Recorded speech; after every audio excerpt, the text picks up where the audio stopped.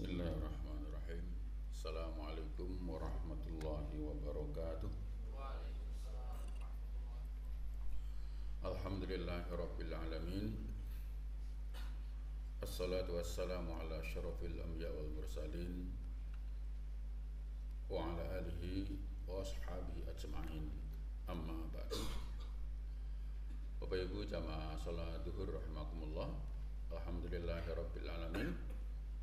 Segala pujiannya milik Allah Subhanahu wa taala. Salat salam kita sampaikan pada Rasulullah Muhammad sallallahu alaihi wasallam. Bapak Ibu sekalian yang dirahmati Allah Subhanahu wa taala,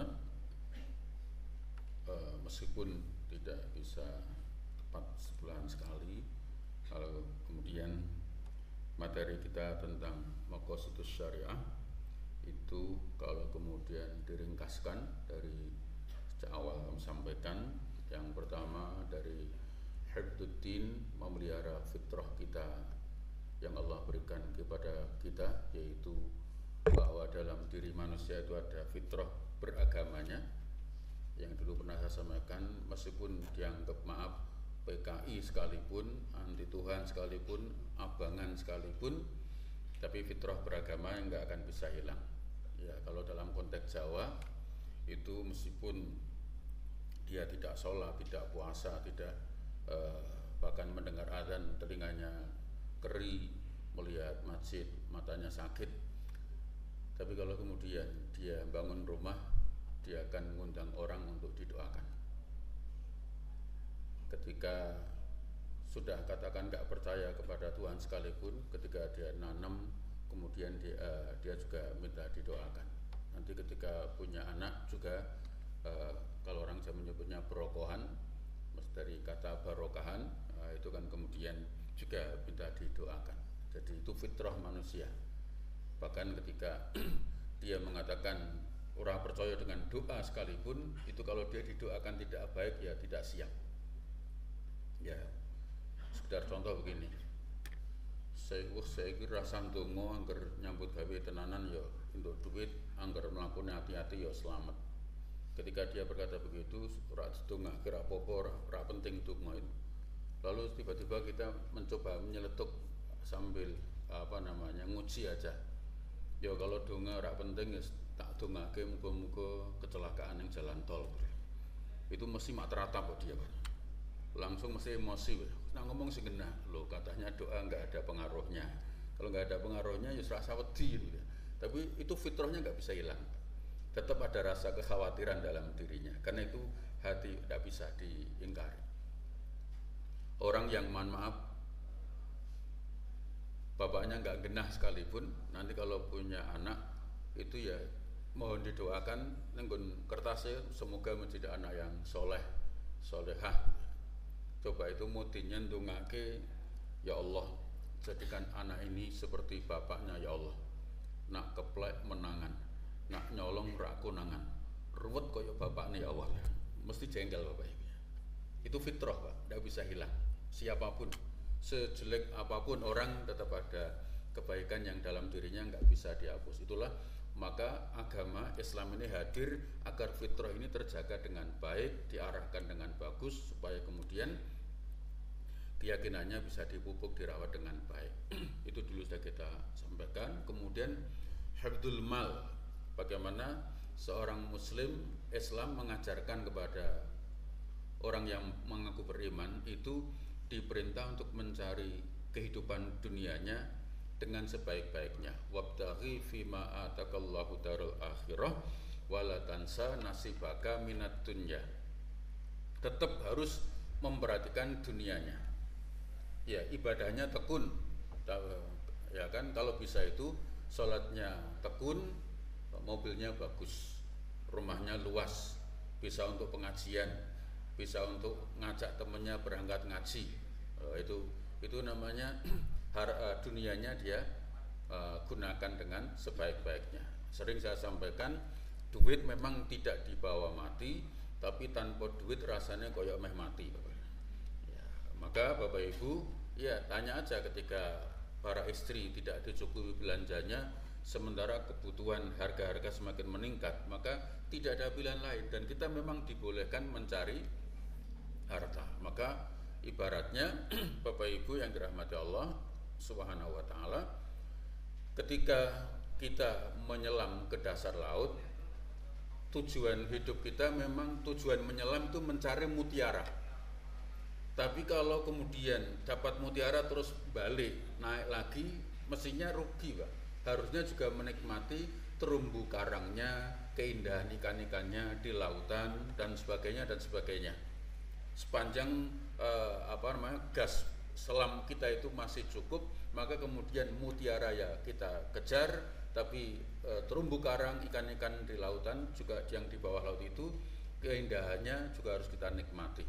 Mutiara hidup itu akhirat kita kejar sedemikian rupa, tapi jangan lupa menikmati kalau Semarang ya menikmati simpang limanya, ya menikmati jalan-jalannya, ya. Apalagi kita diingatkan fasiru fil ard, berjalanlah kamu di muka bumi ini. Nah, saya sering menerjemahkan agak ya ngawur sih tidak, tapi agak kemudian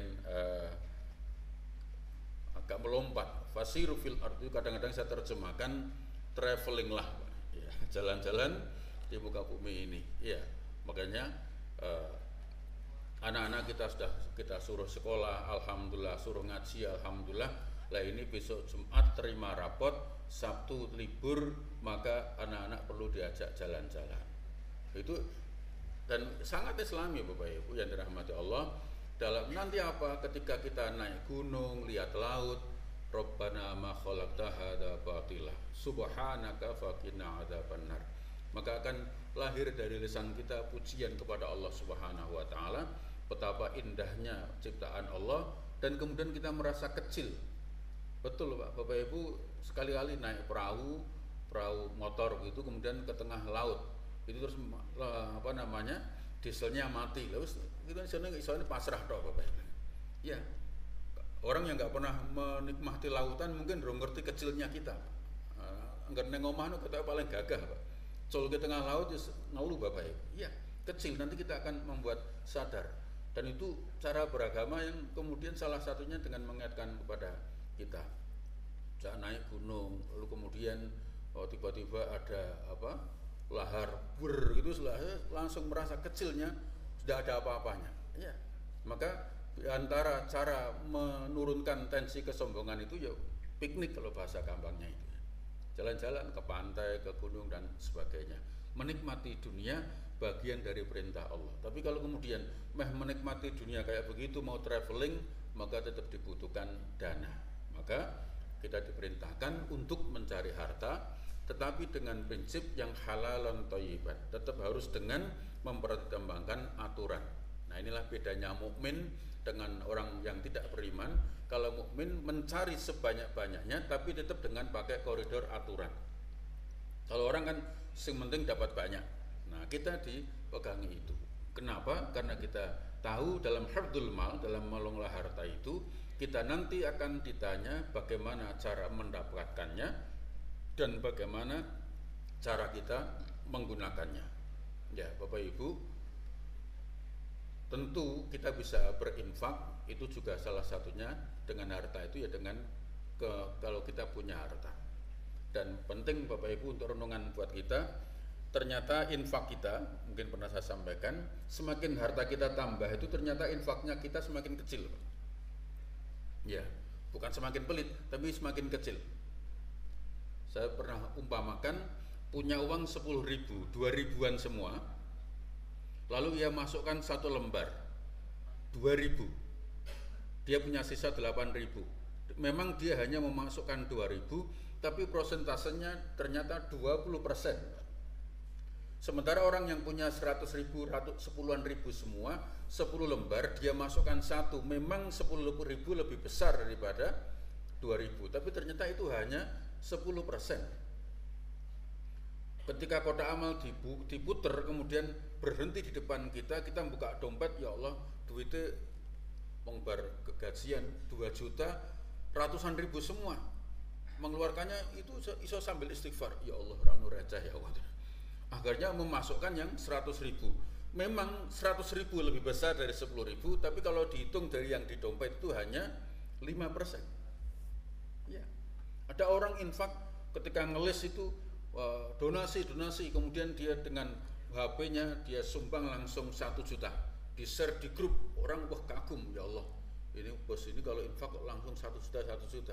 Tapi ternyata di e-bankingnya itu ada uang 100 juta, Pak. Berarti hanya 1%, Pak. Jadi semakin kaya itu potensial semakin kecil infak kita. Pernah, Pak, ya ada orang bangun masjid, panitianya datang ke tempat seseorang itu. Kemudian karena biayanya di atas 10 miliar, dia dengan santainya yang 1 miliar saya masuk. Itu panitianya bahagianya luar biasa. Terus mengalir doa-doa ranon tai, panjang banget doanya. Tapi ternyata kemudian hartanya itu lebih dari 1 triliun, Pak. Berarti kan hanya 0,1, Pak.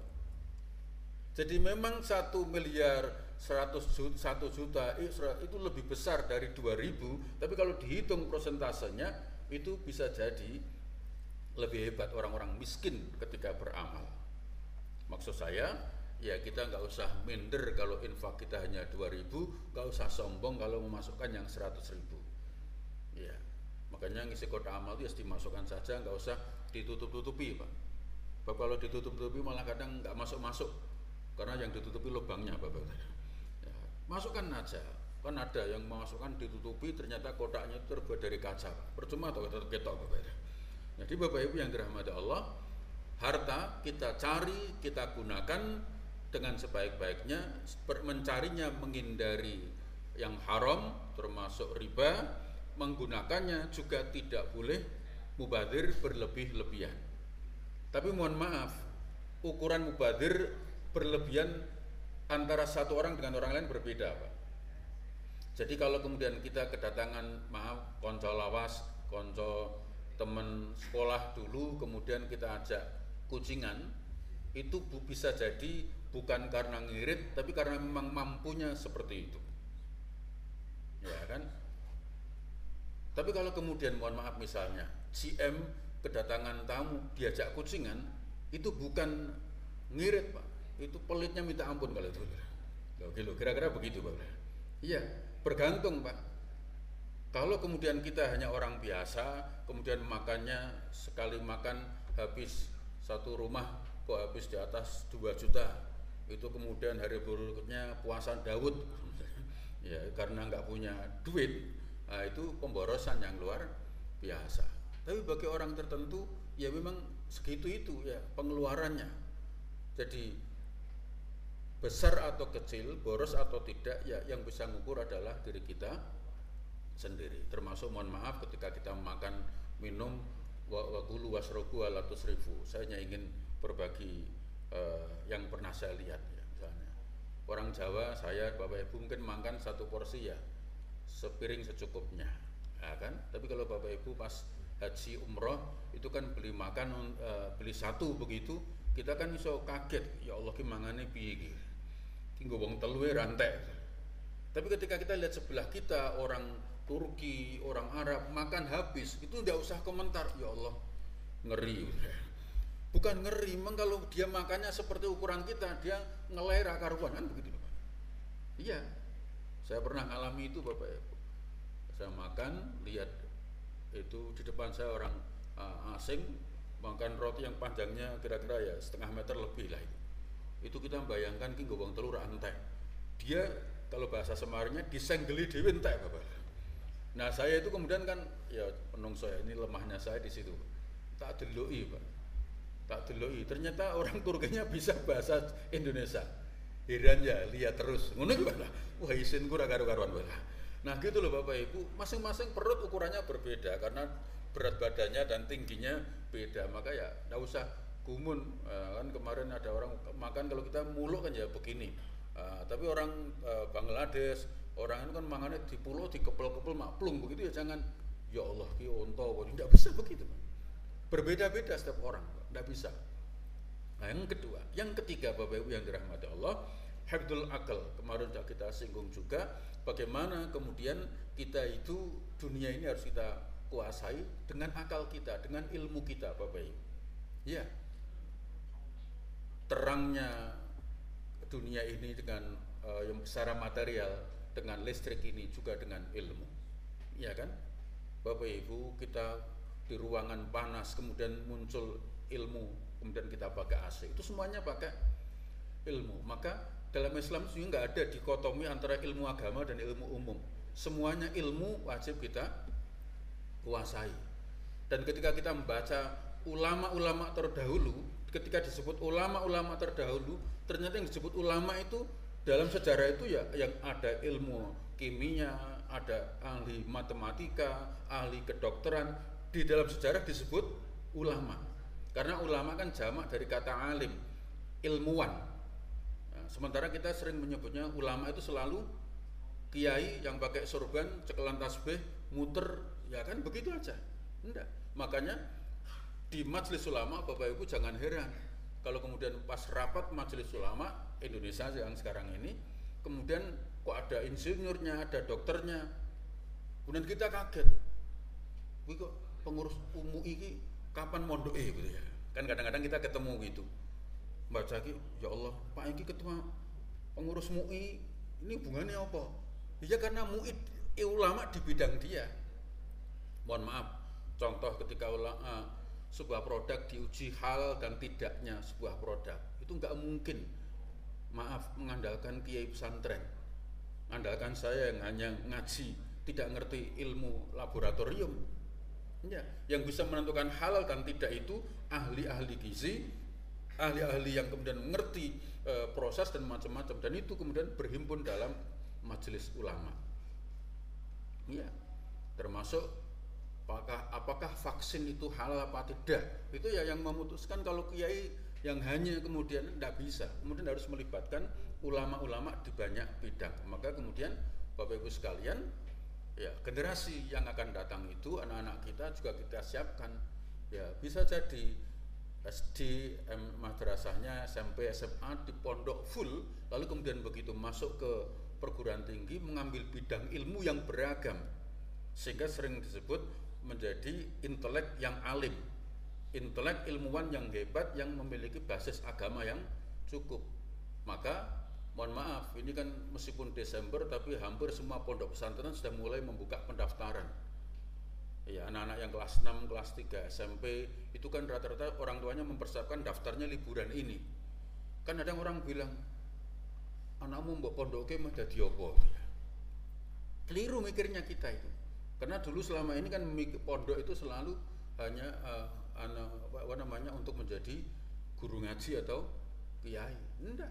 Misalnya, dan sekarang disebut supaya kemudian orang tidak alergi dengan kata pondok pesantren, kan sekarang di bahasa Inggris kan boarding school, Islamic boarding school. Itu kan bahasa Jawa aslinya kan ya pondok pesantren itu. Tapi ketika ditanya anaknya di mana Pak? Alhamdulillah di Islamic boarding school. Nah, kan kita bangga banget ya. Padahal artinya ya pondok kuwi Pak. Sebab kalau ya orang kota yang nggak paham, putranya neng ndi Pak? Nang pondok.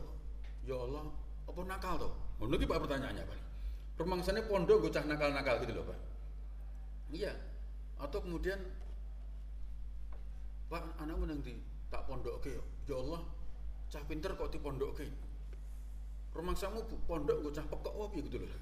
Ya dan maaf, banyak loh Pak yang begini ini di masyarakat masih begitu. Tapi kemudian kita coba kemudian dibahasa indahkan menjadi Islamic boarding school, sekolah Islam berasrama, itu artinya ya bahasa Arabnya, bahasa Jawanya ya pondok pesantren. Sementara pondok itu aslinya juga bahasa Arab. Bapak Ibu nanti kalau umroh, haji, itu kan kalau kesasar itu sing ditanya funduknya, funduknya di mana? Funduk tuh hotel, tempat menginap. Funduk, pondok, jadi pondok. Ya, makanya tidak usah heran Al-Fatihah jadi Al-Fatihah ya. Yaitu kan Jawa begitu Bapak. Iya, pondok itu artinya kan menginap, tempat menginap. Pondok pesantren, menginapnya para santri. Nah itu akal anak-anak kita ke depan harus kemudian kita siapkan dengan sebaik-baiknya. Maka Bapak Ibu yang dirahmati Allah, saya ingin tambahkan ini, jangan sampai ada kesan pesantren itu begini-begini. Kalau ada orang bilang pesantren kumuh, itu zaman dulu Pak. Ya, sekarang Islamic boarding school itu bajunya anak-anak sudah laundry, Pak. Ya, sudah rapi, wangi. Kalau dulu ada cerita pondok Gudiken itu karena wudhunya pakai bak, Pak. Ya kan, pakai bak, bak itu bahasa Indonesianya apa tuh? Kolam lah, ya kolam. Misalnya kalau kolam kan kolam iwak ngisor gitu ya. Itu kolam itu, ya memang bisa jadi satu kena penyakit kulit, yang lain juga akan kena penyakit kulit karena airnya jadi satu dipakai berulang-ulang. Sekarang enggak, sudah canggih. Ya. Pondok-pondok pesantren modern, lihat Bapak Ibu semuanya bagus pengajarannya. Ya, misalnya yang kemudian selalu masuk kancah nasional internasional, misalnya sekedar saya sebutlah Islam Insan Cendekia.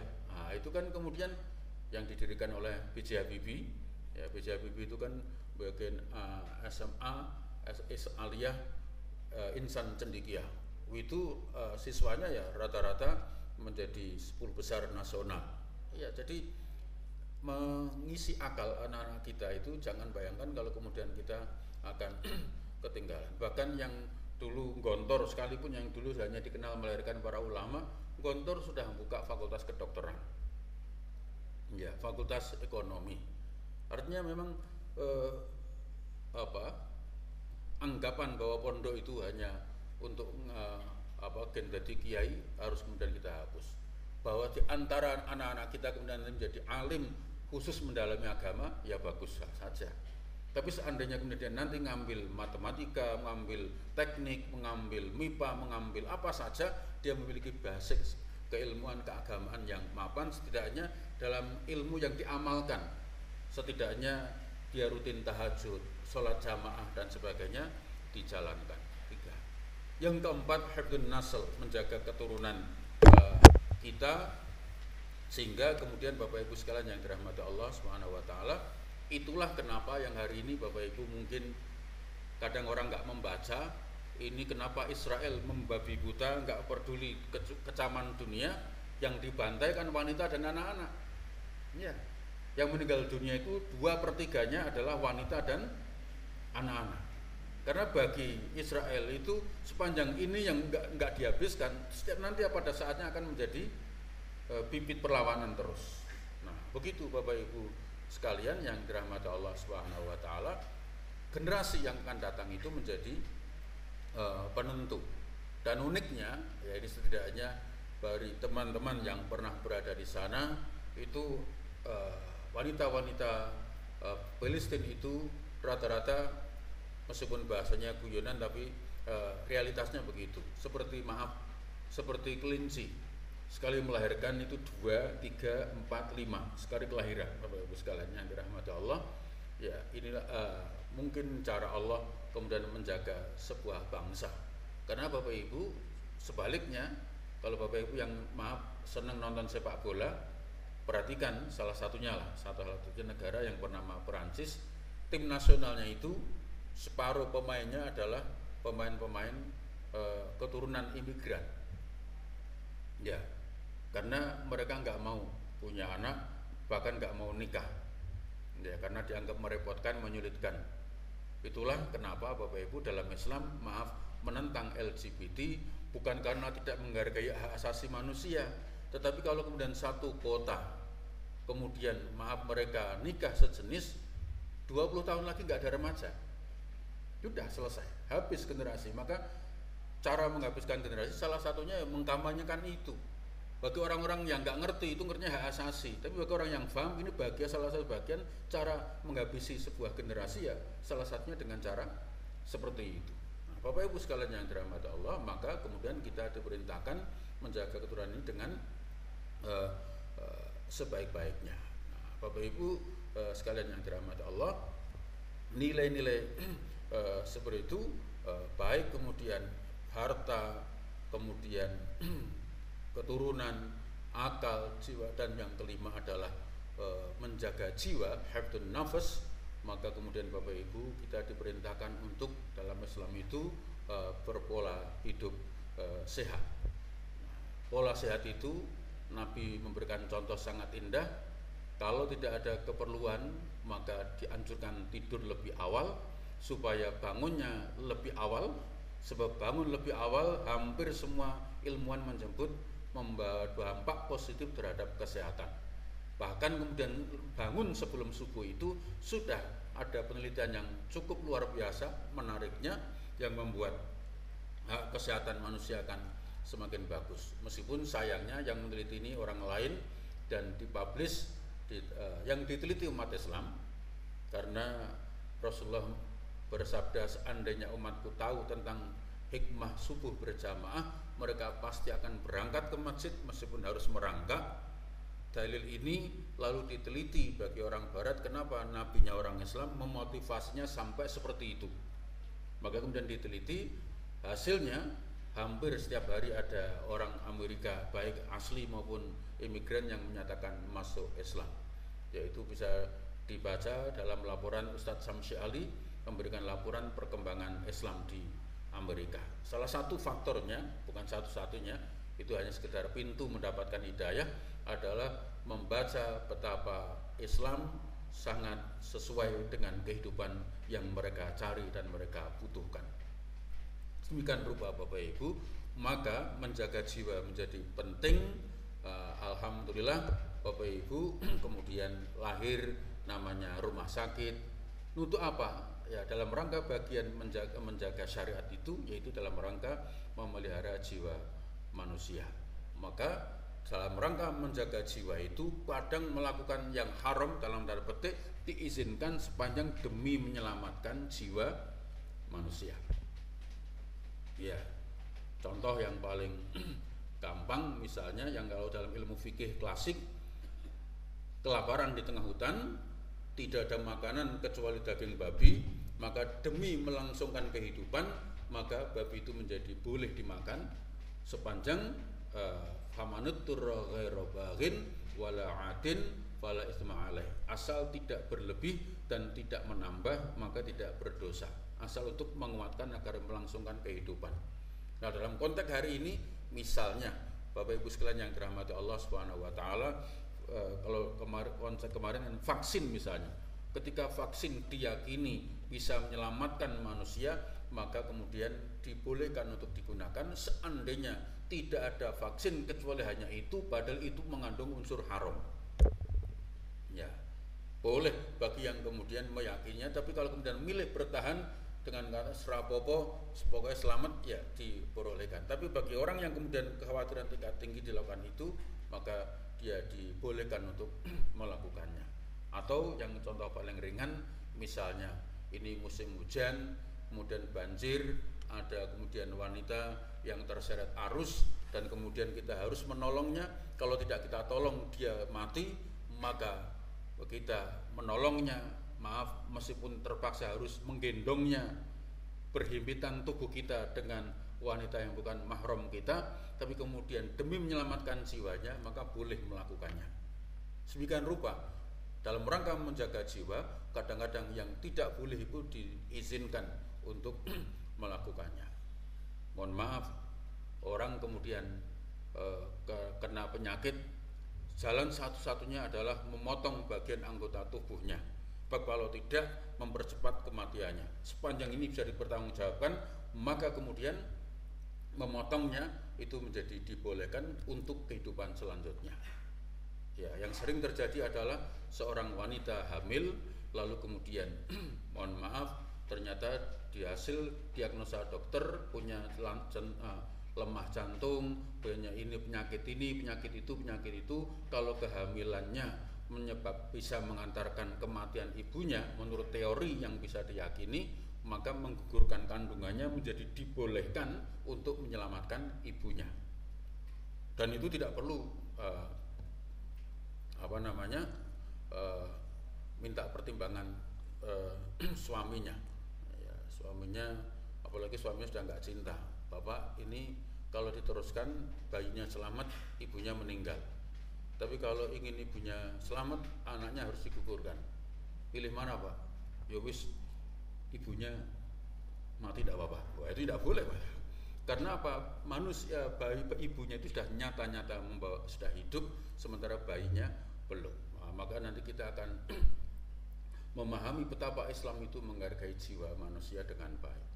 5 hal ini Bapak Ibu dalam Islam sering disebut dengan maqasidus syariah, yang mudah-mudahan setiap bagiannya bisa kita pahami dengan baik supaya kita tidak menganggap hanya agama itu hanya soal ibadah, sholat, puasa, haji, sementara ibadah-ibadah yang lain tidak kita perhatikan. Contoh terakhir adalah ngebut di kampung dengan kecepatan tinggi yang bisa membahayakan anak-anak kecil yang sedang bermain di jalanan, maka kemudian ngebutnya itu bisa menjadi haram. Ya, meskipun kita nggak ketemu dalil ngebut adalah haram, tapi kemudian fikihnya akan mengatakan itu bisa membahayakan jiwa manusia. Nah, maka kemudian ini menjadi dilarang keras dalam bahasa agama yang namanya haram. Begitu Bapak Ibu yang dirahmati Allah, mudah-mudahan bermanfaat. Terima kasih, mohon maaf. Wassalamualaikum warahmatullahi wabarakatuh.